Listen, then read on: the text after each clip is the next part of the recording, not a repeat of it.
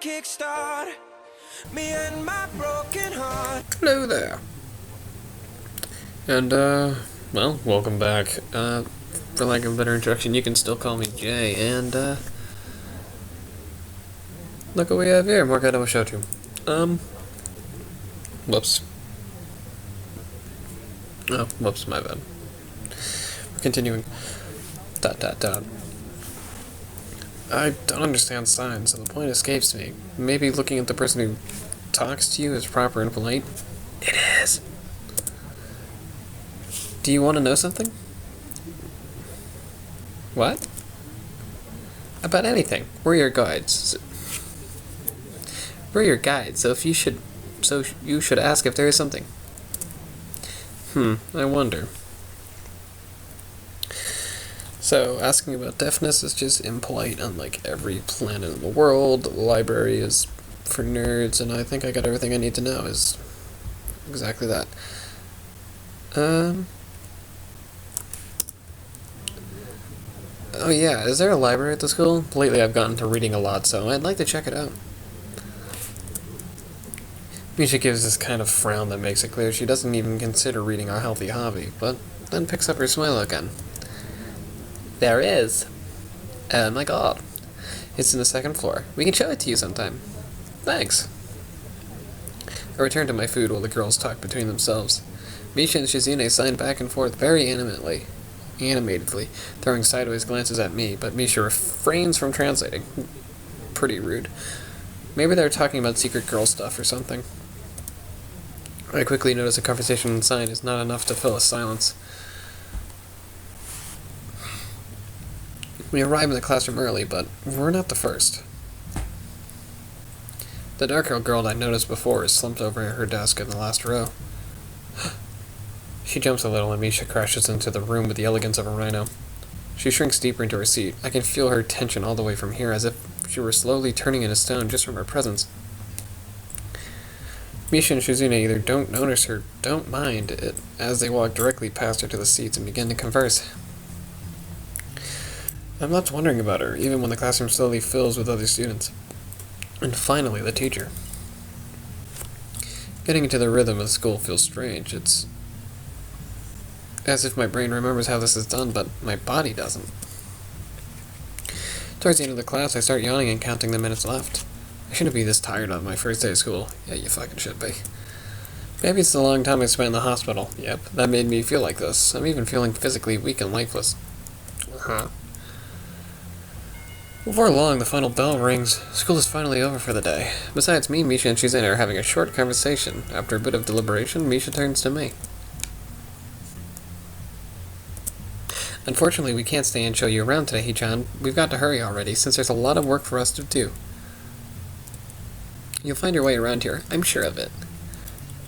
Wait, the teacher said I had to see the nurse. Where do I have to go? Is that so? We can at least show you that much. Come on, the nurses have their own building, so we have to go outside. That painting, it speaks to me. We join the flow of students making their way down the stairwell and outside, with the girls pointing out the other senior classrooms in the same hallways as ours. When we get outside, the girls make their way to the smaller building right next to the school. It's built in the same style, so it looks like it's actually part of the main building. This is the auxiliary building here, so there's a lot of official and important stuff inside. It's like the Yamako Foundation office and all the nurses' offices. They even have a swimming pool. How is that official? Don't be silly, Hee-chan. It's for physical therapy, of course. Anyway, all of the nursing staff facilities are in there too. The head nurse's office is on the first floor. You'll be fine from here, right? We'll be going then. See you tomorrow. Yeah, thanks. Bye. A whole building for stuff that has nothing to do with the actual education? I guess it's necessary for a place like this. I walk in hoping that this really will be only a quick visit, like the teacher said. On a white door on the left is a green cross with the text, Head Nurse, and a nameplate. A voice from the inside responds to my knock almost immediately, but I can't quite make it out. It sounded a bit like an invitation to open the door, so I invite myself further in. The room is not large and it smells strange. A friendly-looking man turns around in his office chair to face me as I enter. His desk is neat and tidy, but the bin under the table is overflowing with used medical utensils, and there are at least a dozen coffee cup rings lingering on the desk. Smiling man. Hello there. What can I do for you today? He's young-looking and sort of rugged, but the dimples in his cheeks wash that impression away when he smiles. Are you the nurse? He smiles like a person who's heard the very same question hundreds of times. Why, yes I am. Says so on the door, doesn't it? You can call me by my name or just the nurse, like everyone else does. Of course, I shake off my confusion, realizing I should probably grab his extended hand. His handshake is rather firm and friendly. Right, I'm a new student and my homeroom teacher told me to come meet you. My name is Hisao Nakai. Well, technically it's Nakai Hisao. 'Cause Japan. His eyes light up with the revelation and he snaps his fingers. Oh, you're that Nakai. I was just reading your file this morning. Some kind of chronic arrhythmia and related congenital heart muscle deficiency, right? He gestures me to sit down in a vacant armchair in front of his desk. Yeah. Good. Well, you've probably been briefed about the school enough, so I'll just go over this quickly. We have all kinds of facilities available, mostly physical therapy and such. There's always someone from my staff around, even at night, so never hesitate to call us if there's a problem. The famous 24-hour nursing staff. Wow, this is like a hospital. Well, not exactly. For instance, we don't do brain surgery here. His joke feels so out of place that I'm left thinking why he even said it. Sal, you're so hard on him. That was a good joke. You bastard. Yeah, that just seems really weird to have so many medical people out of school. Yeah, you'll get used to it. I'm not so sure of that myself, but I don't let the nurse know about it. Now, let me just find your file again. While he searches for something in his computer and shuffles stacks of papers, I let my gaze wander around the room. It's the epitome of generic, I'd like to say. I liked how one teacher in high school tried to... she tried to convince me that that word was correctly pronounced epitome. Nope, that word is epitome. Yeah, beige walls and ceiling, dark gray laminate flooring, and all the equipment you expect from a school's nurse's office. Like my shades. Thought so. Even the ridiculous educational posters are hanging on all four walls, reminding me to eat properly 3 times a day and from all the food groups. Smiling, the nurse draws a thick file from a stack of similarly thick files and opens it, but mine's the thickest. So you already have medication for the arrhythmia. Just remember to take your pills every morning and evening or it won't be much help. Apart from that, you do any sports? Rash stuff like, I don't know, boxing? He grins to his own joke, but I don't. You're such a dick, Sal. This guy's funny. I like him. Well, I played soccer occasionally with some classmates. Alright, I'm afraid I'm going to have to recommend you refrain from doing that, at least for the time being. Oh. My lack of reaction makes him raise an eyebrow.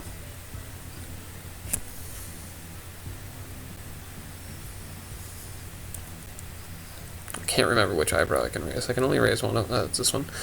My lack of reaction makes him raise an eyebrow, but really I'm not too bothered by him forbidding me to kick a ball around. I guess I never did it out of a burning passion for the sport, just to have something to do. But any kind of concussion might be very dangerous to your heart, and risking another attack is not a good idea. Wait, a concussion heart. Concussion heart. Concussion heart. Was that previous one caused by sudden concussion to the... I am a smartass. Not exactly. I sidestepped the question acceptably, and he glances at me over his papers with a more serious expression on his face. Still, you need to keep your body healthy, so some exercise would do you good. The face he's making is very... We have physical therapy and other available therapy and such available, as I said, but I don't think you really need such heavy measures. Just get some light exercise regularly. Brisk walks or even light jogging, jumping rope, that sort of thing. Swimming, maybe? There's a pool here. I was told. You were? Very good. At any rate, I'm sure that you've been told this before. You just need to take care of you, not to overexert yourself. He wags his finger to emphasize the point. No need, really. I've heard this 1,000 times already. Absolutely no unnecessary risks. Take care of yourself. Okay, Doc. He goes over my papers one more time and sets them on the desk, obviously content. Good, that's it then. Come meet me if you ever need something. I need a doctor. And I also need a drink.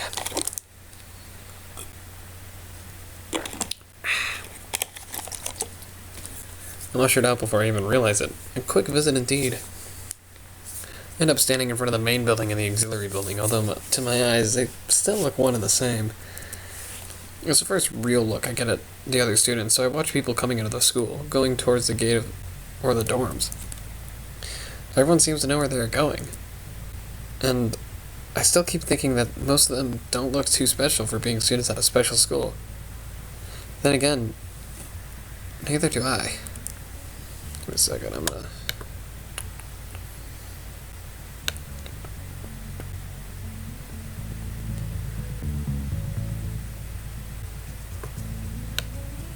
That should be better.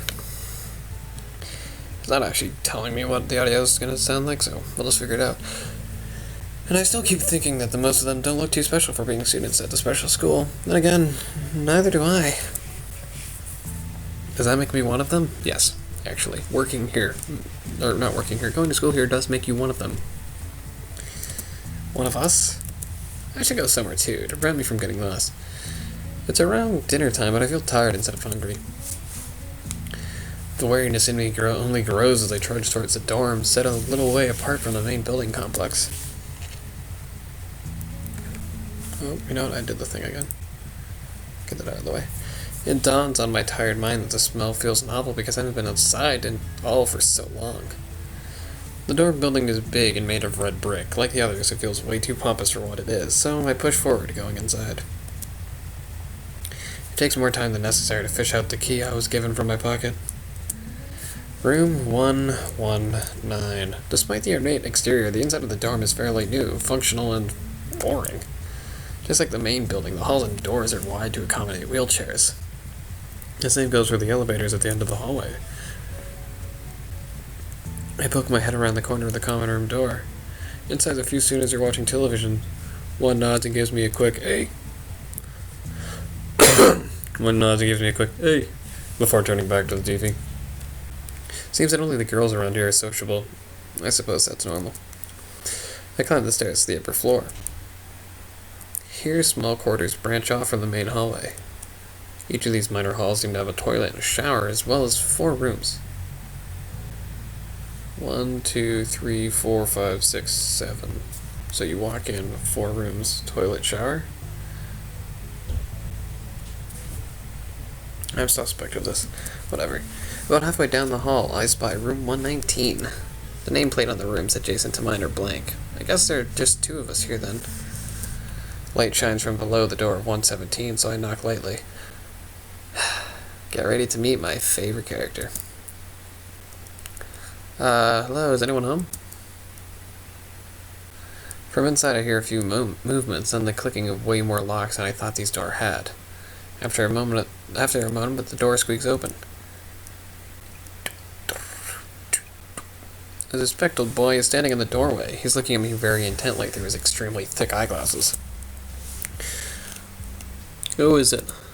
Blind? Well, no, not at least. No, at least not completely. Why would he have eyeglasses if he was? He leans in closer to me until our noses are almost touching. His breath stinks of garlic. Hisao Nakai, I'm moving into the next room. I thought I should introduce my... His face suddenly brightens in realization, and he stands back upright, thrusting his hand out in a smiling greeting, almost straight into my diaphragm. Oh, sup, dude? Name's Kenji. Hi. I take Kenji's sweaty hand and shake it, still a little rattled by the sudden change of attitude and vehement welcome. There's some suspicious-looking people going in and out of your room earlier. Apparently we're doing this accent now. It was probably my parents. Your parents? You sure? Because I could have been some other people too. You can't judge a book by its cover. His out-of-place proverb is left hanging between us awkwardly as I try to think of some way to respond. I'd say the chances are high enough. He shudders and makes some exaggerated hand gestures. You're a brave man, Asao. Me? I don't think I could trust the chances. The only one I trust is myself. Does that mean I shouldn't get to know you either? He thinks about this for a while. A wise decision. Damn, you're smarter than you look. Probably. What do you look like? I hope not smart. He squints his eyes and leans closer again, but I lean backwards to dodge it. Never mind. It doesn't matter. With that, he turns, fumbles around for a moment in search of the door handle, and shuts the door behind him. I slide the key into the lock of the door marked 119. Bleak beige walls, white linen, a desk made of some type of light wood, ugly curtains. It's no one's room, impersonal like my hospital was. My bags are sitting at the foot of my bed, looking a lot emptier than they did this morning. The closet is sitting open, stocked with my clothes. Also, it seems like there are a number of school uniforms hanging there as well. A note is pinned to the sleeve of one of the shirts. Hi, Hitchat. We've unpacked your things and made your bed. They said that if these don't fit, then you should go to the office tomorrow. If you have any problems, you can always call us. Love, Mom and Dad. Well, at least I don't have to worry about unpacking. I kind of hoped I would have, since there would have been something to do. It's still too early. I put the note down on the desktop and lie down on the bed, feeling drained. Lying there makes me want to read something, but I have nothing to read. I wonder if the hospital conditioned me for wanting to read whenever I had nothing to do. The restless urge just keeps growing until I have to stand up. Maybe it's stress or something. It is. I was pretty nervous about it before coming in for the entire day today, too. I still am, I think. Damn, I have to distract myself somehow, so I won't be this unnatural all the time. Tomorrow I'll borrow some books from the library. Having fun isn't hard if you've got a library card. But for now, the bottles of medications neatly arranged on my night tables catch my eye. I pick one up and shake it just to hear the contents rattle on the side, and then read the glued-on pharmacy label. Hisanokai. 2 tablets daily to stay alive. Doesn't really say that, but it might as well. It's kind of twisted having your life depend on chemicals like this. I resent it a little, but what choice do I have? With a sigh, I began my new daily ritual of taking the right number of pills from each bottle, being careful to check the correct dosages. I lie down again, feeling hollow and uncertain, and after that I keep staring at the blank, unfamiliar ceiling for a long time. It doesn't start looking any more familiar, not even after darkness falls and long shadows draw across my room like fingers. The sheets feel slightly more comfortable, warm and nest-like, against the chill that passes for room temperature here. Soon the lighter shades of darkness that is the ceiling look like every ceiling does at night, and becomes the only thing I recognize anymore. The night beckons me to sleep, and I feel the coldness of unfamiliarity and fear creeping up my spine once more. I keep drifting further away from the world I knew.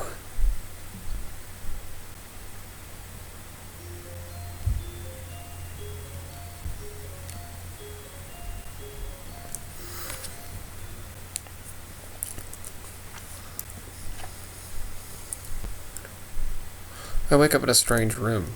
Solid morning light shimmers against the light gray ceiling. I had forgotten to draw the curtains closed last night. This is my room, isn't it? My room. This is the 3rd room this year that I'm supposed to call mine. Various things around here remind me that, indeed, it's me who's supposed to be the one living here. My bag's on the floor, my new school books on the desk, my AC/DC poster on the wall. My numerous medications on the night table. I stare at the bottles for a moment, deliberating until I open a bottle, shake out a pill, and pop out a tablet from a foil sheet. I down them with a chaser of water without thinking about the chemistry. My uniforms are in the closet. I slink out from under the sheets and stretch my back before dressing up. I'm gonna have to remind myself. I'm gonna add an AC/DC poster to the walls. Yeah. I slink out from under the sheets and stretch my back before dressing up. Putting on a new school uniform feels like dressing in someone else's clothes. Well, they were, so. The artificial smell of generic detergent invades my nose, but the feeling of fresh cloth against my back is a good one. A natural one. No, it's not. There's nothing natural about clothing. We should be walking around naked. Just saying. Just saying. Feels like a school uniform, as it should. It's not much different from the one I used to wear before. That goes for other things too. So far this place seems more or less like a normal school. Except for the people. Yeah. That makes sense, doesn't it? I think back to my talk with Kenji yesterday. Misha's constant laughter and Shizune's sweeping sign language gestures. Well, I've only met 3 students so far. Maybe they aren't that normal, but I'm sure others are. Or perhaps people like them are what passes for normal around here. Yeah, what does pass for normal around here? What do people do? I don't see a lot of kids hanging around after classrooms yesterday, so maybe there are clubs. If so, I wonder if I should join one. All through class, the question remains on my mind, so I decided to ask Shizune about it when we split into groups. After all, she did say if I had anything I wanted to know, I should ask her.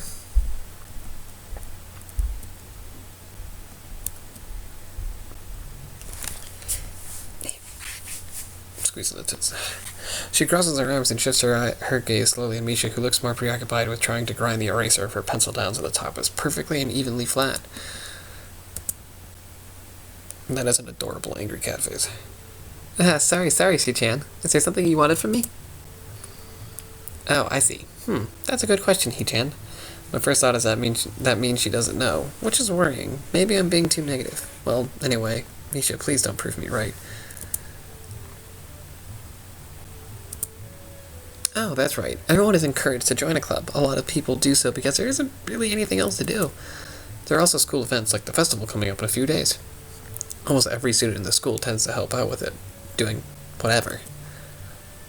So, you actually transferred in at a busy time. Maybe you can help out too. Sure, don't say yes until you know what you're agreeing to. What's the festival about? Misha freezes. I don't know, He-chan. The truth is it's a local event, and I'm not from this area, so... She starts sounding desperately to Shizune, asking her to bail her out. Shizune adjusts her glasses at the end of an oddly grandiose flourish and starts sounding hard and heavy. Huh? Oh. Who cares? Misha puffs out her chest as she says Shizune words at me with a disproportionate amount of pride. Too loud. I can see heads turning to look in our direction. Not so loud. Human beings evolve with each new generation. The ideals and beliefs behind a festival will obviously change with time. Now it's about delicious fried food and amusing little games. Yeah, you play to win prizes. Haha! The teacher clears his throat very loudly, batting his long wooden pointer against his other palm like a baton. He shoots a pointed gaze at us. Finally noticing where we are, Misha stifles a yelp and quickly quiets down. Shizune doesn't seem embarrassed at all, though, brushing it off without a care.